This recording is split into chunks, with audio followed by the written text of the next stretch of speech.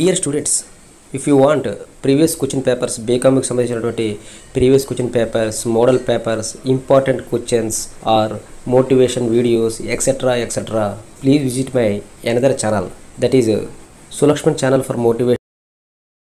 Welcome to Sulakshman channel. ఈ వీడియోలో previous examinations లో రిపీటెడ్ గా వచ్చినటువంటి 5 or 4 మార్క్స్ క్వశ్చన్స్ ని విత్ ఇన్ 2 minutes టైంలో చెప్పదలుచుకున్నాను. సో ఈ 4 or 5 మార్క్స్ క్వశ్చన్స్ లో చాలా సార్లు రిపీటెడ్ గా వచ్చిన క్వశ్చన్ కానీ మనం చూసుకునేలా ఉంటే ఇండియన్ కాంట్రాక్ట్ యాక్ట్ 1872 గురించి వివరించండి అని చెప్పి ఉంటుంది.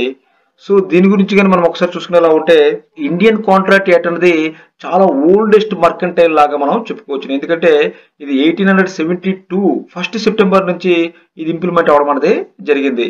దీనిలో ఇంచుమించు 266 సెక్షన్స్ అనేవి ఉన్నాయి.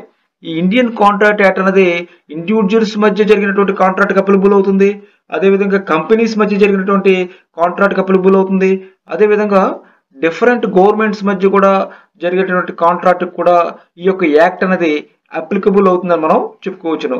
సో ఈ యాక్ట్ ద్వారానే ఏదైనా సరే డిస్ప్యూట్స్ వస్తే వాటిని రిజాల్వ్ చేయడం కూడా జరుగుతుంది. సో ఇండియన్ కాంట్రాక్ట్ యాక్ట్ లో కొన్ని ఇంపార్టెంట్ క్లాజులు లేదా ఇంపార్టెంట్ డెఫినేషన్స్ కొన్ని ఉన్నాయి, అవి రాసేస్తే ఈ క్వశ్చన్ అనేది అయిపోయినట్లే. సో దానిలో మొట్టమొదటిగా చూసుకునేలా ఉంటే ప్రామిసర్ అండ్ ప్రామిసీ, ఇది ఐసిఏ అంటే Indian contract act 1872 section 2C దీని గురించి డిఫైన్ చేయడం జరిగింది.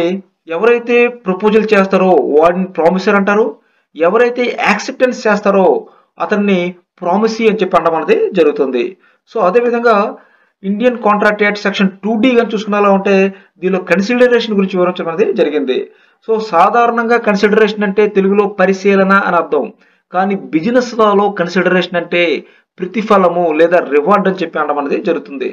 సో అదేవిధంగా ఐసిఏ సెక్షన్ 2E కానీ చూసుకునేలా ఉంటే అగ్రిమెంట్ గురించి వివరించడం అనేది జరిగింది. So agreement is nothing but set of promises. So mutual గా ప్రామిసెస్ జరిగితే దాన్ని అగ్రిమెంట్ అని చెప్పి మనం చెప్పుకోవచ్చును. So at the same time contract గురించి అంటే దీని గురించి సెక్షన్ 2H వివరించడం జరిగింది. So contract is nothing but agreement, కాకపోతే ఎన్ఫోర్స్డ్ బై లా అంటే న్యాయ సూత్రాలకు అనుగుణంగా ఉండేటువంటి దానినే కాంట్రాక్ట్ అని చెప్పడం అనేది జరుగుతుంది. సో ఈ విధంగా ఇండియన్ కాంట్రాక్ట్ యాక్ట్ గురించి వివరించి ఈ యొక్క క్లాజుల గురించి రాసేస్తే 5కి 5 లేదా 4కి 4 మార్క్స్ రావడానికి ఆస్కారం అనేది ఉంది. ఇంకొక ముఖ్యమైన వీడియోతో మళ్ళీ మీ ముందుకు వస్తాను. Thank you very much.